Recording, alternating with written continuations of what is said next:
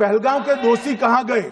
ये जो 10 मैंने नाम पढ़े हैं, इसमें से 8 ये चिदम्बरम एंड कंपनी के समय में आतंकवादी घटना घटाने वाले लोगों को नरेंद्र मोदी जी ने, हमारे पास प्रूफ है, वो भी मैं सदन के सामने रखना चाहता हूं कि तीनों पाकिस्तानी थे। 3 में से 2 के पाकिस्तान के वोटर नंबर भी आज हमारे पास उपलब्ध है।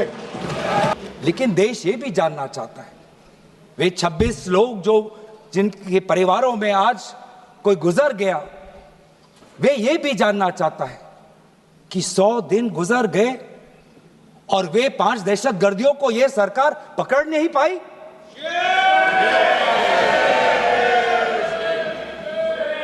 देश के वो लोग ये भी जानना चाहते हैं कि ये जो 5 दहशतगर्दे थे, दहशतगर्दी जो आए टेररिस्ट, निश्चय इनको किसी ने पनाह दी, निश्चय इनको किसी ने जानकारी दी, निश्चय ये पूरा जो 1 घंटा का जो उन्होंने गोला बारूदी की, उसके बाद ये फरार हो गए, उनको फरार होने में भी किसी ने उनकी मदद की। और आज भी ये 100 दिन हो गए और सरकार के पास कोई जवाब नहीं।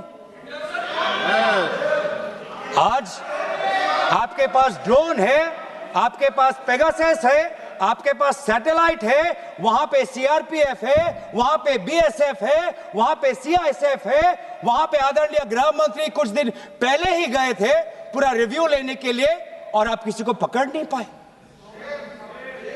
ये कैसी है, ये कैसा बंदोबस्त? अब मान्यवर कल पूछते थे कहां से आए, कहां गए, किसकी जिम्मेदारी है? भाई जिम्मेदारी हमारी ही है, हम सरकार में हैं, हमारी ही जिम्मेदारी है। मगर मैं पूछता हूं, जब आप सरकार में थे तब क्या क्या हुआ था, इसकी जिम्मेदारी किसकी थी और क्यों निर्वहन नहीं किया, वो भी बाद में पूछूंगा, जरा धीरज से सुनना। मगर मान्यवर मुझे एक बड़ा दुख हुआ, कल इस देश के पूर्व गृह मंत्री चिदम्बरम जी ने सवाल उठाया कि क्या प्रूफ है कि ये आतंकवादी पाकिस्तान से आए, और मान्यवर कब उठाया? जब संसद में चर्चा होने वाली थी। क्या कहना चाहते हैं चिदम्बरम साहब? किसको बचाना चाहते हैं? पाकिस्तान को बचाकर आपको क्या मिलेगा? हमारे पास प्रूफ है, वो भी मैं सदन के सामने रखना चाहता हूं कि तीनों पाकिस्तानी थे। 3 में से 2 के पाकिस्तान के वोटर नंबर भी आज हमारे पास उपलब्ध है। मान्यवर ये राइफलें हैं, ये राइफलें भी हमारे पास उपलब्ध है। इनके पास से जो चॉकलेटें मिली हैं, वो चॉकलेटें ढोक में से मिली, वो भी पाकिस्तान की बनाई हुई चॉकलेट है। उन्होंने बहुत सारे सवाल किए, अब सवाल किए हैं तो मुझे जवाब देना भी पड़ेगा, उनको सुनना भी पड़ेगा। मान्यवर मैं पूरा घटनाक्रम बताना चाहता हूं। मान्यवर 22 अप्रैल को पहलगाम में आतंकवादी हमला हुआ, इसमें 26 लोग मारे गए, 25 भारतीय और 1 नेपाली नागरिक। हमने उसी वक्त मैं श्रीनगर जाने के लिए निकल गया, रात को ही सुरक्षा बलों की मीटिंग कर ये भाग न पाए इसकी व्यवस्था की। माननीय मोदी जी ने 23 और 30 अप्रैल को सीसीएस की मीटिंग चेयर की। ये कह रहे हैं, मैं आज बताना चाहता हूं कि सीसीएस की 23 अप्रैल की मीटिंग में क्या हुआ।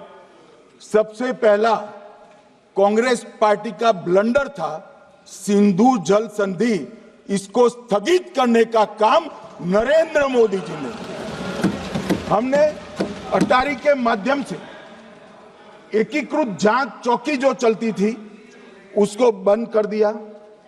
पाकिस्तानी नागरिकों के सार्क वीजा को सस्पेंड कर सभी को वापस पाकिस्तान भेजने का काम किया।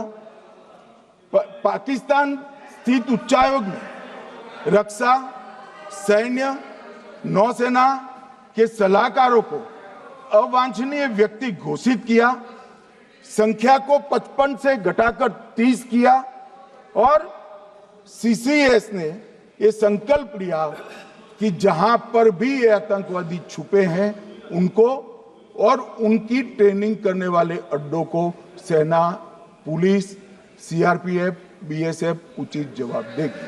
कि पहलगांव के दोषी कहां गए? वो पहलगांव के दोषी कहां गए?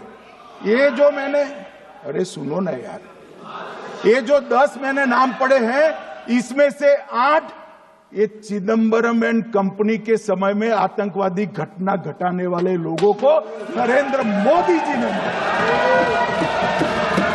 ये हमें